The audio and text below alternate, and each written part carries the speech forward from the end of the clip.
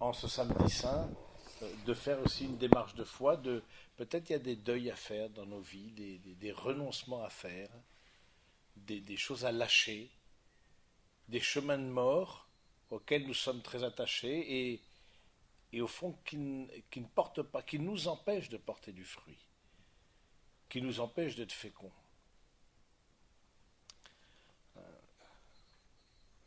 Au fond, qu'est-ce que c'est le renoncement, le deuil? C'est d'abord l'adaptation de l'être humain à la perte, au manque. Ce sont des mouvements qui font partie de la vie, à la fois douloureux, mais qui sont naturels, en ce sens qu'ils sont universels et puis inévitables.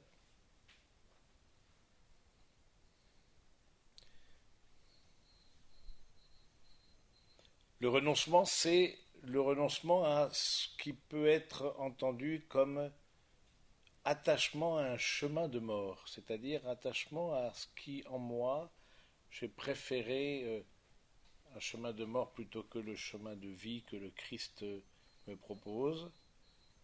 Prendre un autre chemin, j'ai préféré me morfondre dans le passé, j'ai préféré entretenir la tristesse, j'ai préféré euh, me mettre dans une attitude de voilà de accepter l'emprise ou rester encore dans la colère, même si la colère, on a vu que l'épreuve nous permettait de traverser ou de découvrir notre colère, notre violence. On a tous beaucoup de violence. Donc quand on a souffert, il y a tout de suite une colère qui peut revenir, etc. Ben, justement, c'est bien de traverser, mais un chemin de mort, c'est s'y complaire. C'est se complaire dans la tristesse, se complaire dans la colère, alors que le Seigneur nous demande de choisir la vie. Et le deuil, de ce point de vue-là, c'est un processus lent. Ce n'est pas forcément un acte précis. On s'adapte aux pertes, on s'adapte au manque,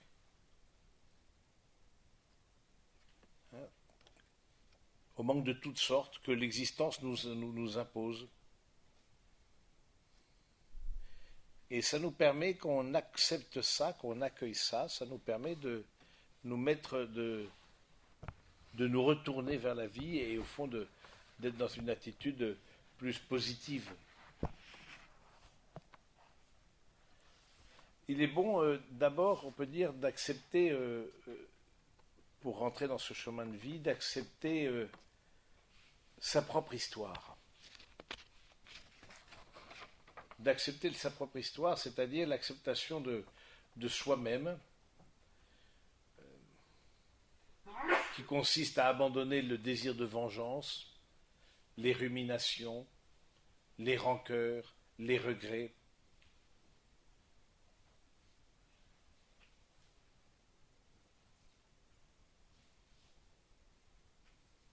On se détache des espérances illusoires, on cesse de rêver à ce qui aurait pu être. On renonce à vouloir changer le passé. C'est cette profonde adhésion au réel, ce oui dans la foi à ce qui est notre vie et ce qu'a été notre vie dans le passé.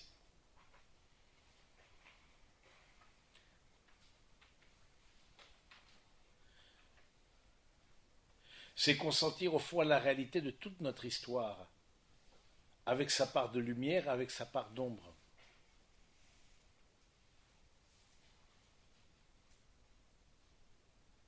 On se donne aussi le droit d'avoir pu échouer, d'avoir pu suivre des chemins justement de mort, mais on se donne le droit de s'être trompé de chemin.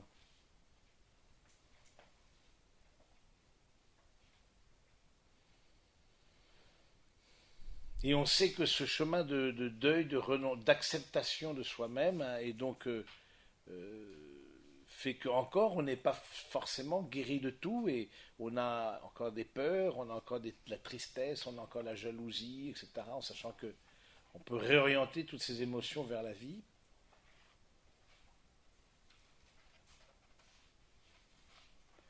Et c'est vrai que cette acceptation de soi ne saurait aller sans un accueil plénier du pardon de Dieu.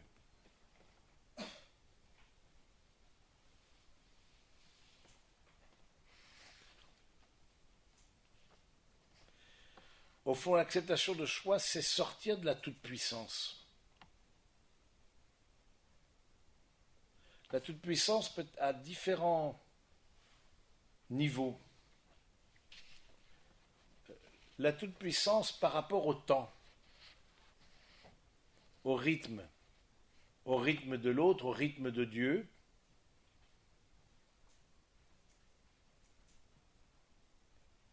Accepter cette dimension de patience, accueillir cette patience. Patience, vous le savez, vient de patior en latin, qui veut dire la passion. Donc, qui dit patience dit aussi souffrance, dit aussi pénibilité.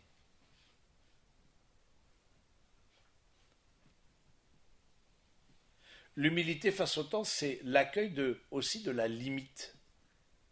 Et renoncer à vouloir mettre aussi dans 24 heures plus que 24 heures. Renoncer à cette course du temps et où on veut aussi que le temps nous suive dans tous nos désirs, alors que c'est aussi à nous adapter à lui. L'accueil de la limite, c'est quelque chose de très pas facile, qui est un vrai acte d'humilité.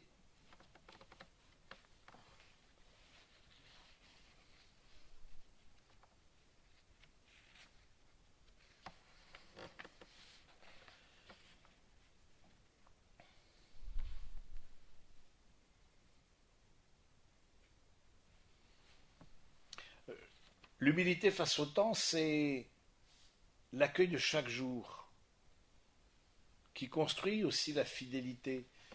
Vous savez que peut-être un des obstacles à la fidélité, parfois à l'engagement, je vois des personnes qui ont du mal à s'engager dans telle ou telle voie, etc., c'est une certaine vision du temps qui n'est pas adaptée.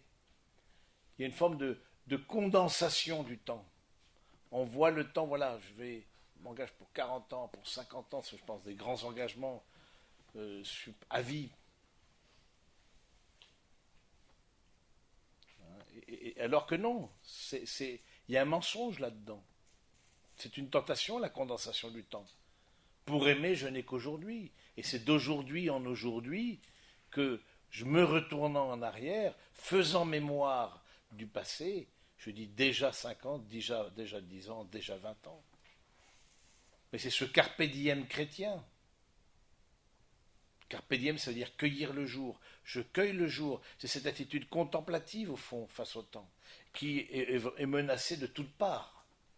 Que ce soit par les moyens, la rapidité, l'immédiateté de la technologie, par toute une mentalité d'efficacité, de management à la pression, tout ça qui nous empêche d'accueillir le temps de l'autre et notre propre temps.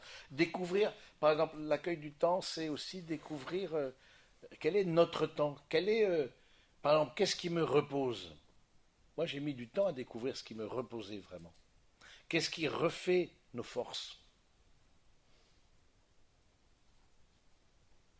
Le repos, c'est important parce que le repos, c'est l'affirmation d'un autre. Ce n'est pas juste le non-travail. Le repos, c'est, dans une dimension chrétienne, c'est aussi l'affirmation de Dieu. C'est je ne suis pas tout-puissant, la terre tourne sans moi, d'autres travaillent, et donc de donner aussi la place au repos, c'est aussi redimensionner la place du travail.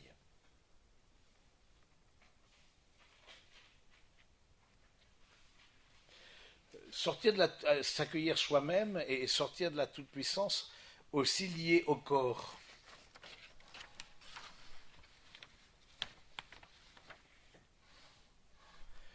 L'accueil de son corps, on a le corps qu'on a, voilà. Il y en a qui sont petits, il y en a qui sont grands, il y en a qui sont minces, il y en a qui sont gros, il y en a qui sont vieux, il y en a qui sont jeunes, il y en a, voilà, c'est blond. On a le corps qu'on a, voilà. L'accueil d'avoir un regard de foi sur son propre corps. Il y en a qui ont des cœurs blessés, malades, handicapés. C'est important l'accueil de son corps parce que c'est vrai. Nous sommes à l'image et à la ressemblance de Dieu par notre corps. pas seulement par notre âme. Tout en nous est image et ressemblance. Et c'est le pape Jean-Paul II qui a développé cette admirable théologie du corps, hein, qui rappelle que le corps, ça rend visible l'invisible. C'est sa mission du corps, c'est de rendre visible. Et il rajoute que ce soit dans l'intimité des époux ou dans le mystère du Christ qui révèle le Père. C'est-à-dire que c'est de se rendre visible ce qui est invisible, c'est la mission du corps. C'est pas juste un amas de cellules. Donc l'humilité face à son corps, l'humilité face à son corps est face aux limites du corps.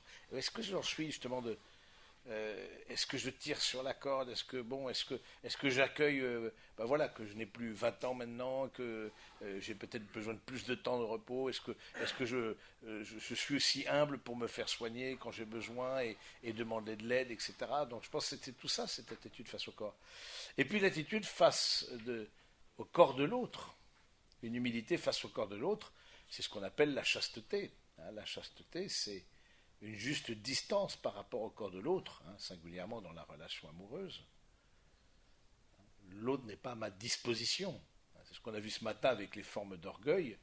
L'orgueil de la chair, c'est vouloir que l'autre soit source de plaisir, et c'est la convoitise, c'est les doigts crochus, mettre la main sur l'autre, comme utilisation de mon plaisir.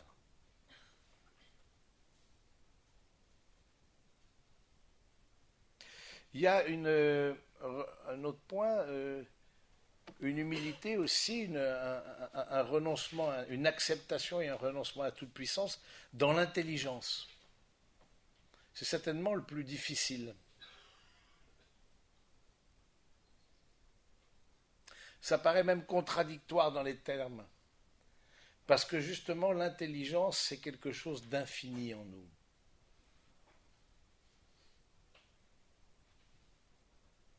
Nous sommes à l'image de la ressemblance de Dieu par notre corps, bien sûr, mais nous contemplerons Dieu dans l'au-delà par notre intelligence, et nous l'aimerons par notre volonté. Et donc de découvrir justement que il y a l'intelligence qui est amenée à passer par la porte des pauvres, par la béatitude des pauvres, c'est-à-dire l'accueil du réel, l'accueil du temps, l'accueil de la limite, toute chose qui lui est parfois difficile, pénible.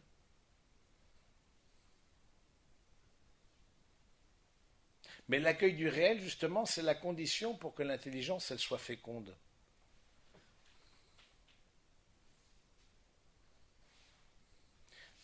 Parce qu'une intelligence qui n'est pas captée sur le réel, qui n'est pas tournée vers le réel, qui ne reçoit pas du réel ces informations, mais se prend elle-même comme propre source de sa réflexion, c'est-à-dire tourne en boucle, parce qu'on jouit de la manière de concevoir, d'avoir un système de concepts très huilé, parce qu'on est très brillant, etc. Et donc, ça c'est une jouie. Mais il y a un enfermement. On n'est plus ouvert. Hein. C'est Aristote qui rappelle que voilà, c'est l'intelligence. Hein. Rien ne rentre dans l'intelligence sans passer par les sens, les 5 sens. Donc l'humilité de l'intelligence, c'est accueillir aussi ce réel qui m'est donné. Et renoncer, c'est un renoncement, c'est un vrai deuil, à donner à ses désirs l'infini de l'intelligence.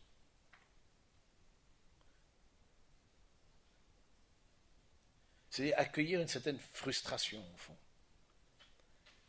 Une certaine limite. Cette limite, elle est frustrante, mais elle est en même temps structurante. C'est ça qu'il faut voir, c'est une limite dans notre vie, si on l'accueille de la main du Seigneur, humainement elle est frustrante, que ce soit une limite dans le corps, une limite dans notre intelligence, et on va voir d'autres aspects, mais elle est structurante aussi.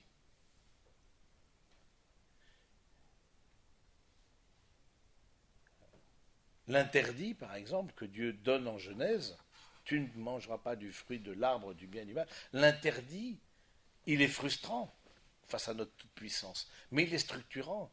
Et il permet la communion dit entre des personnes. Et le fait qu'il n'y ait plus d'interdit, ça fait que la communion n'est plus possible. Parce que c'est la toute-puissance de chacun, celui qui crie le plus fort. Il n'y a pas quelque chose de commun sur lequel se raccrocher et qui fixe des limites. Il n'y a plus d'objectivité d'une certaine manière. Et c'est vrai que pour rentrer dans une communion, il y a accepté de passer par une certaine pénibilité. Sortir de ce principe de plaisir de l'enfant, du nourrisson. Bon, quand on est nourrisson, c'est bien, mais sortir de ça pour rentrer dans ce principe de réalité.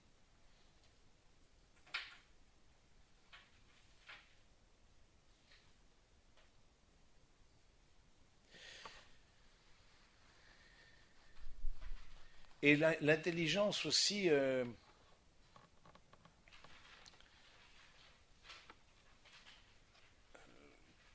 quelque part, grandit à mesure aussi qu'on rentre dans une dimension de foi. Rappelez-vous, hein, je vous l'ai dit hier, la foi est dans l'intelligence. La foi, c'est l'adhésion de l'intelligence à un Dieu qui se révèle. Quand vous avez dit Amen au, à la communion au corps du Christ, vous dites c'est vrai. C'est ça que ça veut dire. C'est vrai.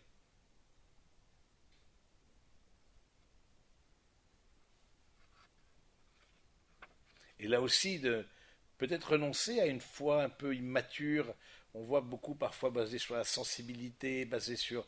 Bon, très bien, si vous avez des grâces sensibles qui vous sont données pour avancer, ça peut être une étape dans une vie, certainement, parce que le bon Dieu nous rejoint là où nous en sommes, et peut-être la sensibilité a été un point de démarrage pour certains, mais à un moment donné, je pense que c'est de devenir adulte. Hein, c'est justement de dire, je n'ai plus besoin de ça, même si je ne ressens rien, c'est pas pour ça que je ne crois pas. Hein, on ne perd pas la foi comme on perd son portefeuille. Donc, et donc voilà, je trouve de mettre de la rationalité dans la foi aide beaucoup à la structurer et à durer, à nous.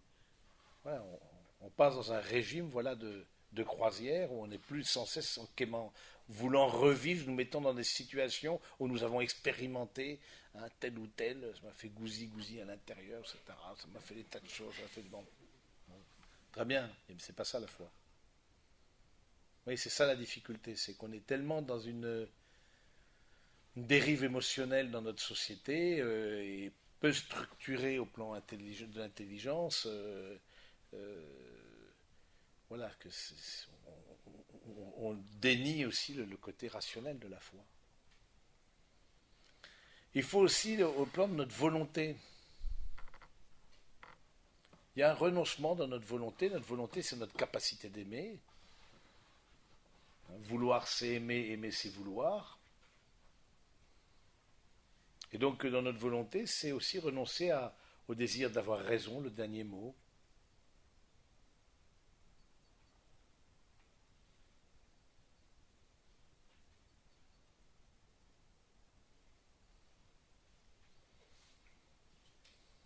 Mais aussi accepter que nous avons parfois des faiblesses dans notre volonté. Des faiblesses dans des manques de force, des manques de courage.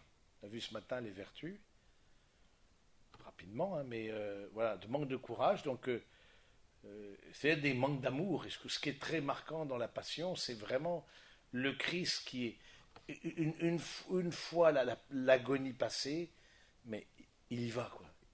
Il y a, tout s'effondre devant lui. Hein. On l'a lu dans la lecture hier de Saint Jean, de la Passion. Hein. Les soldats, même, c'est qui cherchez-vous? Jésus de Nazareth, c'est moi. Et là, les soldats tombent à la renverse, etc. Donc et ensuite, les témoignages se contredisent. Une fois la décision du cri, l'agonie passée, une fois, voilà, il s'avance volontairement vers la grandeur d'âme. La grandeur d'âme.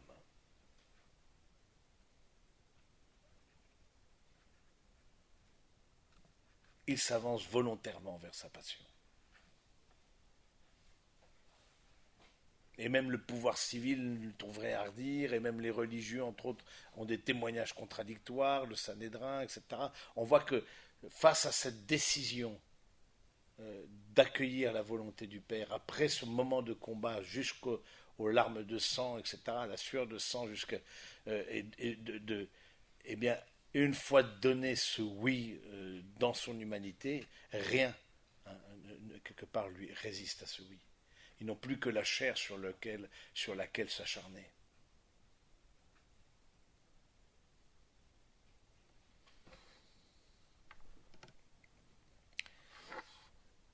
Il y a aussi un autre point, c'est l'acceptation de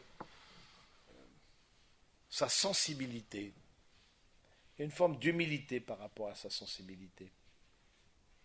Et n'appelons pas sensibilité chez nous ce qu'on appelle susceptibilité chez les autres. C'est-à-dire que moi, je suis sensible, mais elle, qu'est-ce qu'elle est susceptible, on ne peut rien lui dire.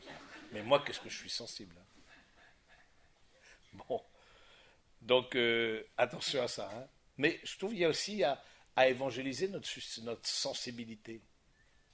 Hein, notre sensibilité, nos réactions, toute la partie des émotions. On voit bien, bon, peut-être parce qu'elles ont été mises sous le boisseau trop longtemps dans des éducations, on ne voulait pas transmettre les émotions, exprimer les sentiments, etc. Bon, certainement, on voit des effets de balancier. Hein.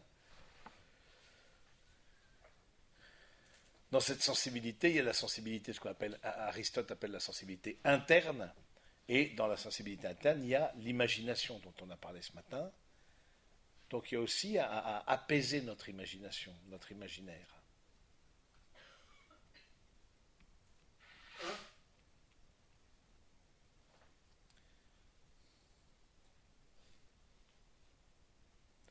L'acceptation aussi de soi-même, c'est rentrer dans une forme de courage. Et attention à la fausse humilité, qui nous ferait désirer quelque chose, les choses les plus faciles, surtout qu'on oublie hein, ce qu'on appelle la pusillanimité. Les personnes pusillanimes, hein, ça s'oppose à magnanimité, magna anima, grandeur d'âme. Hein, cette fausse humilité qui fait surtout qu'on m'oublie, voilà, parce que je veux, quelque part, je veux pas souffrir aussi, parce que je veux pas être exposé, parce que dès qu'on a une responsabilité, dès qu'on a, forcément, on est critiqué, forcément, on a voilà, on a des revers, forcément, vous le voyez partout, que ce soit les personnes qui sont en responsabilité autour de vous, comme vous-même, dans les parts de responsabilité que vous avez pu avoir au plan personnel ou professionnel.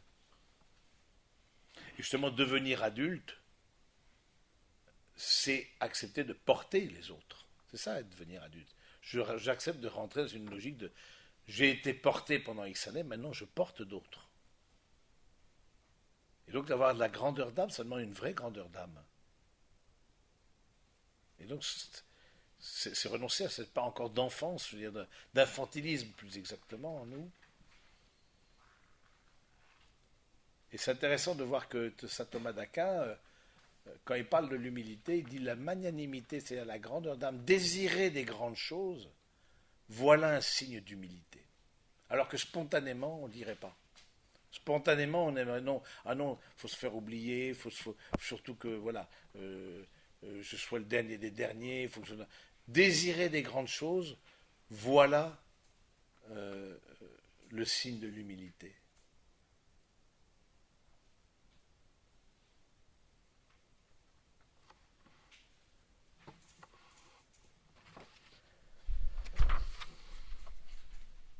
Donc ce deuil, c'est l'acceptation de soi-même avec les différentes composantes là que je viens de nommer. Ce deuil aussi consiste à accepter l'autre tel qu'il est. L'accueil de l'autre tel qu'il est conduit à lâcher prise, à le laisser aller librement son chemin. Ça, j'en parle dans le livre là, sur la question du discernement avant le mariage. C'est la première partie où j'ai consacré pas mal d'énergie là-dessus. C'est ce qu'on appelle la différenciation. Et je vois comme ça, parfois, il peut être des difficultés pour des couples, mais c'est pas que pour des couples, c'est pour des personnes célibataires. Quelque part, ça se joue encore plus pour des personnes célibataires. Cette différenciation, c'est-à-dire je ne suis pas l'autre, l'autre n'est pas moi. Quand on a, forcément, quand on est parent, on a des attentes. Je veux dire, plus on aime quelqu'un, plus on a des attentes sur cette personne. Et il nous semble que ce serait ça qui serait bon, ce serait ça que ce sera le bon chemin. Forcément, c'est légitime. Mais il faut renoncer à ça. C'est renoncer à une emprise sur l'autre, à une emprise sur le chemin de l'autre. Et ça, c'est pas facile. Parce que peut-être on voit l'autre en train malgré nos avertissements, malgré les warnings qui sont allumés, etc., on voit l'autre en train peut-être d'aller dans un mauvais chemin. D'une manière ou d'une autre, le chemin de Dieu s'accomplit. C'est ça, d'avoir une attitude de confiance. Donc l'acceptation de l'autre, c'est vraiment se différencier. Je n'ai pas à me projeter, à projeter sur l'autre mes désirs, mon timing, mes projets.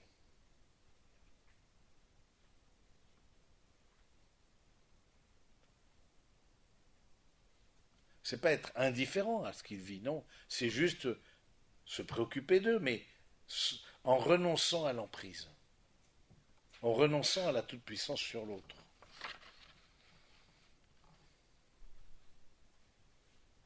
C'est avoir une bonne distance. Et justement, un des chemins de mort fait que on est maintenu dans des relations parents-enfants, parce que moi c'est surtout ça dont je parle, dans des relations parents-enfants, on est maintenu dans une forme d'infantilisation. Et quelque part on s'y complaît, parce que c'est rassurant. Parce que devenir adulte c'est peut-être compliqué. Et donc peut-être le premier acte à poser quand on se marie, c'est de désobéir. C'est-à-dire de ne pas répondre à l'attente des parents. Alors c'est pas qu'on ne veut pas répondre à l'attente des parents, c'est que juste, voilà, notre chemin n'est pas leur chemin. Je me souviens par exemple cette jeune fille qui me disait, qui était tellement dépendante de sa maman, etc. On se sentait vraiment une emprise. Elle a peur de. Elle dit, je ne pourrais pas donner un prénom à mes enfants que maman n'accepte pas, ne valide pas. Oui, donc on va pas. Oui, je vois, donner un prénom n'est pas non plus aller dans un chemin de perdition complet. Je veux dire, mais c'est qu'un prénom. Mais même là, je veux dire,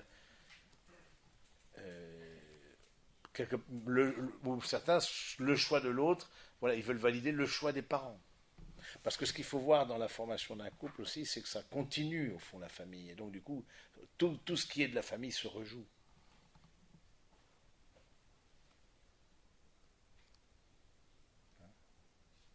Et donc de renoncer à ça, c'est même pour le bien, mais c'est pour le bien. Non, il y a des gens qui sont tellement intrusifs, dirigistes, c'est toujours pour le bien. Non, le bien, c'est qu'il aille suivre ses vues. Je veux dire, c'est qu'il aille son chemin.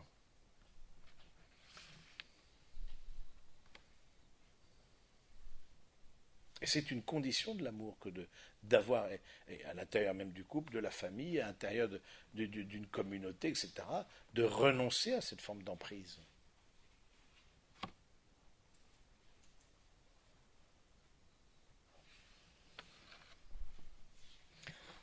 C'est aussi le chemin de deuil et d'acceptation, c'est l'acceptation de soi-même, l'acceptation de l'autre, avec aussi, on a vu le temps de l'autre, hein, quel est son temps, etc. Mais c'est aussi le chemin d'acceptation de l'événement. Hein, l'événement tel qu'il m'est proposé. Les événements dans nos vies. Hein, je vous l'ai dit, cette citation comment on appelle ça, du philosophe Pascal, hein, les, les nécessités, hein, voilà nos maîtres spirituels. Les nécessités, voilà nos maîtres spirituels. C'est-à-dire des choses que l'on n'a pas pu forcément choisir dans nos vies. Les circonstances et les nécessités, voilà, nos maîtres spirituels. Des choses qui s'imposent à nous.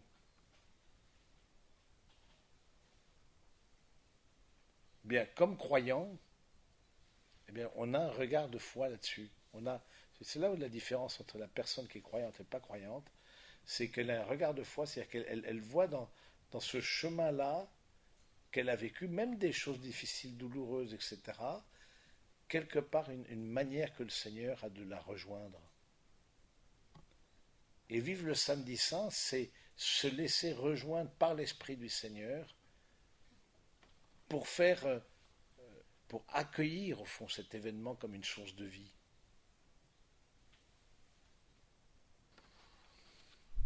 Et il en va de la fécondité de nos vies.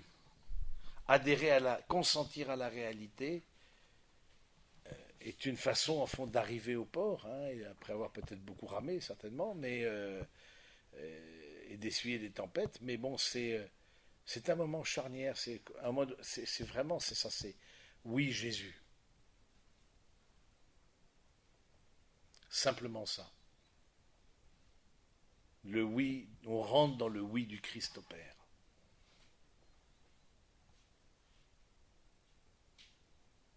C'est pas mon chemin, c'est pas ce que je voulais. J'accueille ça, cette réalité.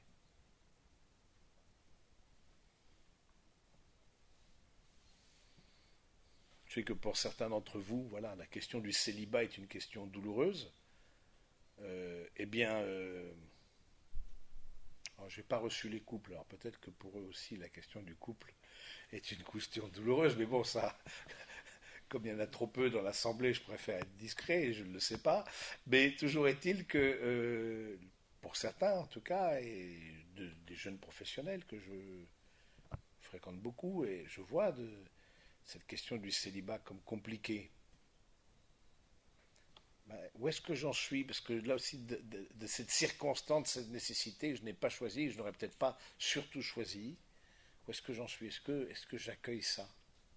Est-ce qu'il y a une forme de lâcher prise, de confiance, de confiance?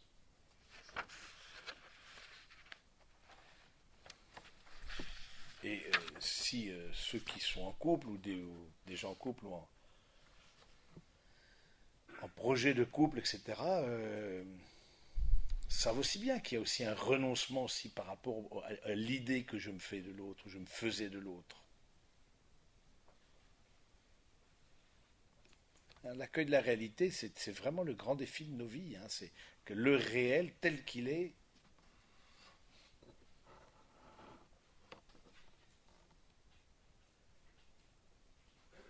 Hein, le renoncement, justement, le deuil, le travail de deuil, et on est le jour du samedi saint, et ce travail de deuil, il marque toute l'Église, c'est le choix vigoureux, hein, de quitter le chemin de mort pour choisir un chemin de vie.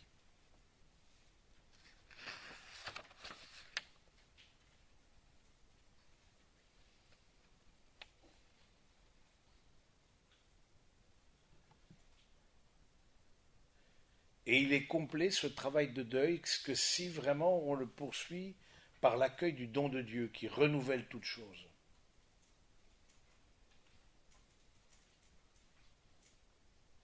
Par l'accueil au fond de la résurrection, qui viendra vivifier toute chose.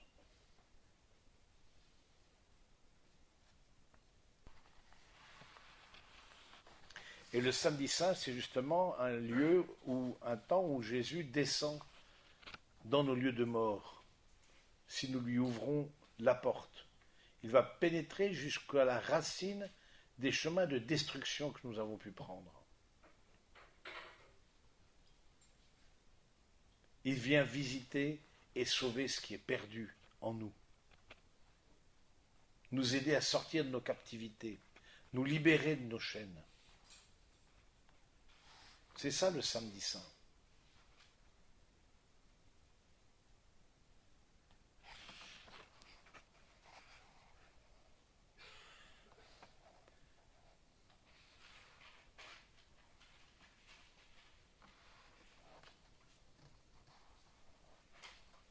Et dans ce sens-là, c'est un temps magnifique parce que c'est vraiment un temps d'espérance, de foi vivante. Jésus vient nous chercher là où nous avons perdu la route. Il vient nous manifester que nous ne sommes pas des laissés pour compte. La bonne nouvelle est annoncée dans les lieux où elle ne l'avait jamais été auparavant. Ce que tu voyais comme malédiction, manque de bol, euh, eh bien le Seigneur vient transformer, vient visiter en ce jour.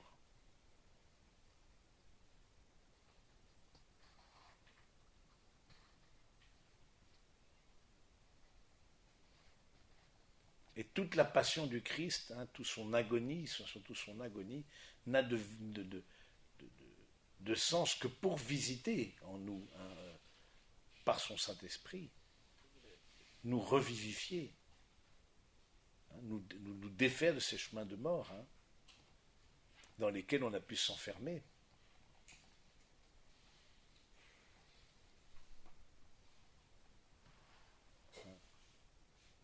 Lève-toi, prends ton grabat et marche.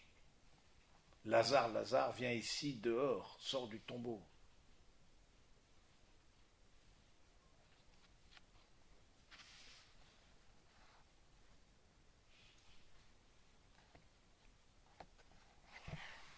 Et donc c'est la démarche qui va vous être proposée de laisser le Seigneur entrer dans nos tombeaux. On a tous des tombeaux ou des lieux où on ne souhaite pas vraiment que le Seigneur rentre parce que ça, ils se complaisent dans leur œuvre mauvaise. Hein, vous vous rappelez le prologue de Saint Jean, hein, il préfère les œuvres des ténèbres parce qu'en fait, ils se complaisent là-dedans. Ils refusent la lumière parce qu'ils préfèrent les œuvres de ténèbres.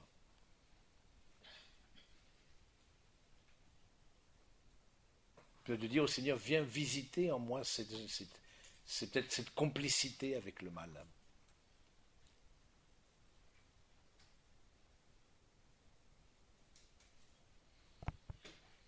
Ouvrir la porte.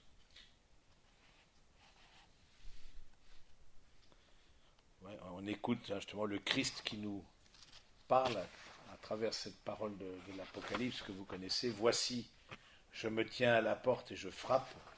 Si quelqu'un entend ma voix et ouvre la porte, j'entrerai chez lui pour souper, moi près de lui et lui près de moi.